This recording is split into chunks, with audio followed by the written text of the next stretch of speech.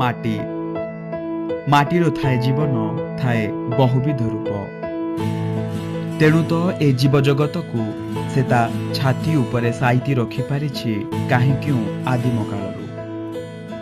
এই ମୁଠାଏ ମାଟି ଆମ ସଂସ୍କୃତି, ଆମ ପରମ୍ପରା, ଚାଲିଚଳଣି ଏବଂ ଧର୍ମୀୟ ବିଶ୍ୱାସକୁ ବାନ୍ଧି ରଖିପାରିଛି ଶତାବ୍ଦୀ ଶତାବ୍ଦୀ ଧରି। এই ମାଟିରୁ ହିଁ ଟେଳାଏ କୁମ୍ଭାର ହାତରେ ରୂପ ପାଏ ଗାଢ଼ ନାଲି ରଙ୍ଗର ଦୀପଟିଏ, ଯେଉଁ ଦୀପରେ ଜଳୁଥାଏ ଅନେକଙ୍କ ବିଶ୍ୱାସ, ଶ୍ରଦ୍ଧା, ଆନନ୍ଦ ଏବଂ ଉଚ୍ଛ୍ୱାସ। କେବେ ମନ୍ଦିରର ଦେବୀ ମୂର୍ତ୍ତି ପାଦଦେଶରେ ଜଳୁଥାଏ ପ୍ରାର୍ଥନା ହୋଇ, ପୁଣି କେବେ ଚଉରା ମୂଳରେ ସଞ୍ଜକୁ ଡାକୁଥାଏ ମାଟି ଦୀପ।